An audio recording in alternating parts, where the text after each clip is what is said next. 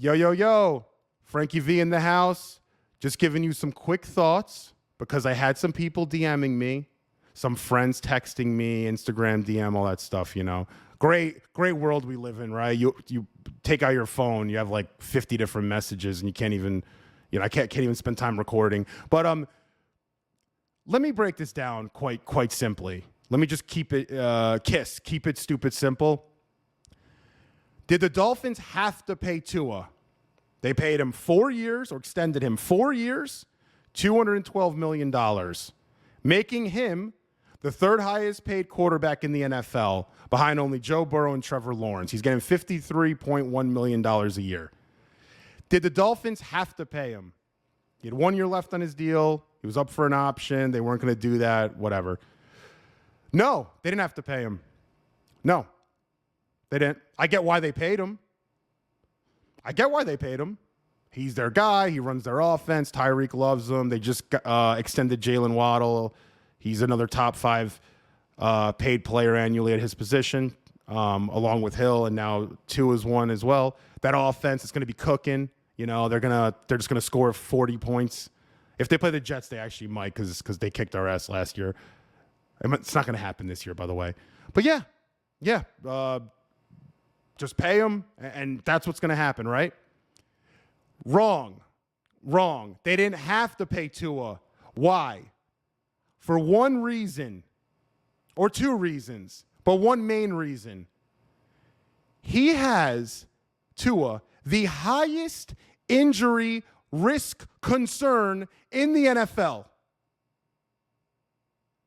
I repeat, Tua Tagovailoa is at the highest risk for getting injured out of any player, or let's keep it at quarterbacks, out of any quarterback in the NFL, with his concussions specifically. His hip, he's had injuries at Alabama, ankles, wrists, list goes on and on. If this guy with these concussions, and I hope it doesn't happen. I'm a Jets fan. I'll do anything for the Jets to win.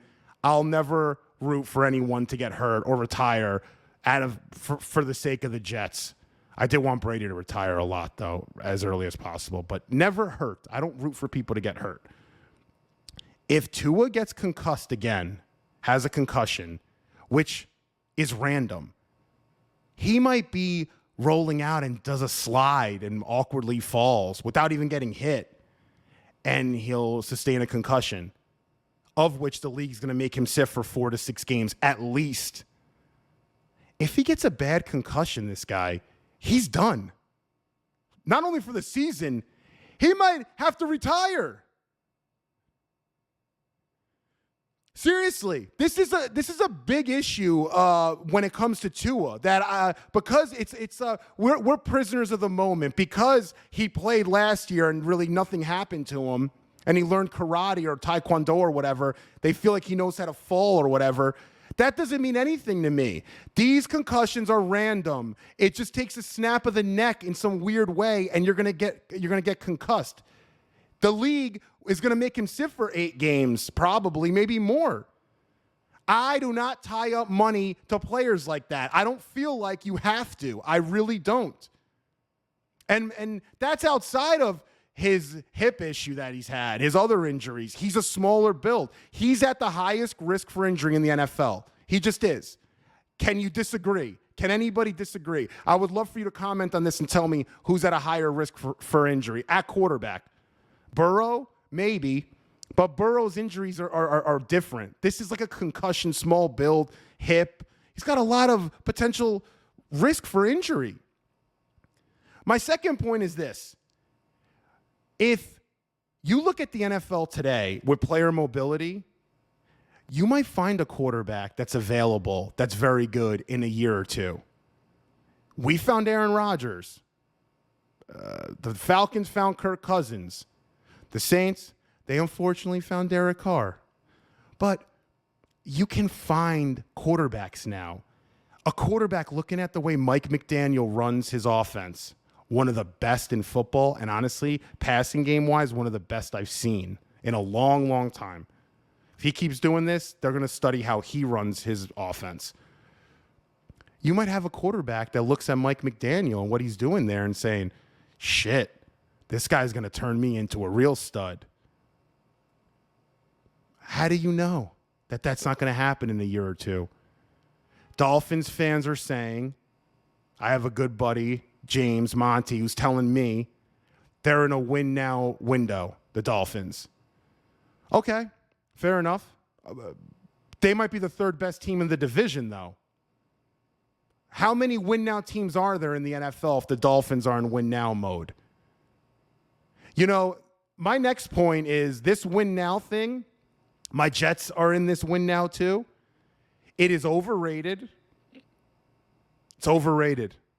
It doesn't exist hardly ever. This Tom Brady Bucks thing has eluded everybody.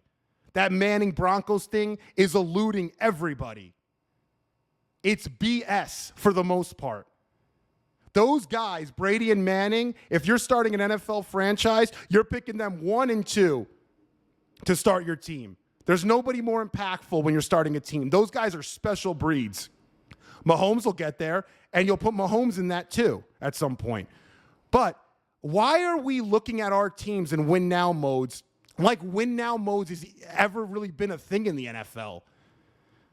You had some franchises, the Steelers, the Cowboys, a few others. Nobody on a year-in-and-year basis, a real franchise that's been successful, looks at a year or 2 years as win now. The Eagles, do they say that it's win now? Do the 49ers say it's win now? Do the Chiefs say it's win now? Even the Bills don't really say it's win now. It might be win now for them because they got to really win now. But, I mean, like the Eagles, they won with Nick Foles at quarterback, a Super Bowl, believe it or not. Then they went to one with Jalen Hurts. The 49ers went to a Super Bowl with Colin Kaepernick, went to one with Garoppolo. Now they went to one with Purdy. The Rams, they went to a Super Bowl with Goff. Then they won 1 years later with Stafford. Why?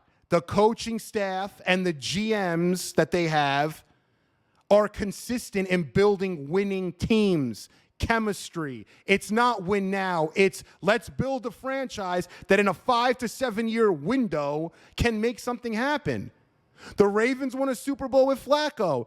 They're contenders every year.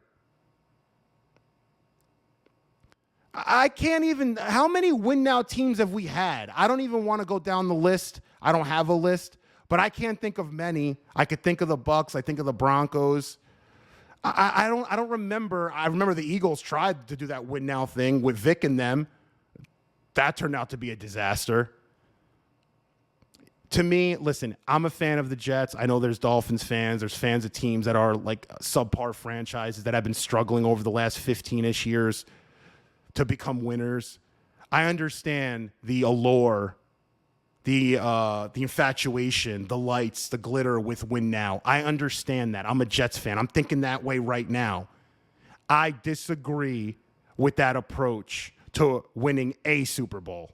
I disagree with it. You're basically banking on getting lucky, and it doesn't really happen much at all. So the Dolphins signing Tua in what they think is like some win now window, I disagree with that. I would have signed him maybe, but I would have signed him for a lot less. I wouldn't have tied up that much money to somebody that may have to retire sooner than we all would like, honestly. I'm being just real. If you think I'm wrong, comment it. I'm just being real. I said the same thing about OG Anunoby with my Knicks. And I think OG and Tua signed for the exact same amount of money in totality, which is kind of strange. It's a weird number. I said the same thing about OG. I love the guy. I'm sure Dolphins fans love Tua. He's a baller. He's very good. Gets the ball out quick. Goes through his reads. Gets those guys running up and down the field. Tyreek said, him and Mahomes are basically, they're different, but for me, they're the same. And he's right. He's actually right about that. Numbers don't lie. But is he going to be there? And if he gets hurt, what's going to happen with the way you're able to build around Tua? You saw that you had to get rid of one of your best defensive players. I think their best defensive player in Christian Wilkins, who I think's awesome. Are you going to be able to buy anything else around him? Are you going to be able to do anything around with that defense? If you're not, if the quarterback's not even going to be playing, you're really going to be screwed, huh? Where are you going to go? Where's your advantage? Right now, it's cool. Tua, Tyreek, Jalen, HN. Like, it makes sense. But how long is it going to make sense? Are you going to be able to win in the playoffs? You know, the thing with Tua, I don't get also is the way that he performed in that playoff game. I think it was a little bit overstated, to use that word again, but I think it was people dwelled on it a little bit too much. But there is something there. The way he played in that game, you're going to reward him for that, basically. You have to get in a negotiation with that guy and say, look at the way you played in that last game, and then look at your injury concern. We can't afford. We had to let Christian Wilkins go, our best defensive player. We cannot afford, as the Miami Dolphins, to tie up this money with you. Now, maybe there are injury clauses. Maybe there's ways that they can get out of it if he gets hurt. I'm sure there are. But just off the top, just like thinking about it, when I heard, I'm like, it wouldn't have been an overpay if the guy, you could at least put him at a spot where he doesn't have a high injury concern. It's a lot for a guy that has a high injury concern. That's the only reason. Outside of injuries, he's awesome. He's exactly what they need. So with that being said, Frankie V, U Stadium in the house. By the way, I have a take on the U Stadium app that Tua Tagovailoa will not be the starting quarterback for the Week 18 matchup against my New York Jets. He will not be.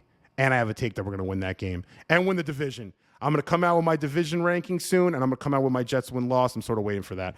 But Frankie V, we out. Mangiamo, be good. I know I need a haircut. You know, I don't know. I kind of grew it out a little bit. I'm sick of these like tape ups and fades and stuff. I'm like, let me grow it out, but it's getting too hot around here. But with that being said, ciao. Ci vediamo.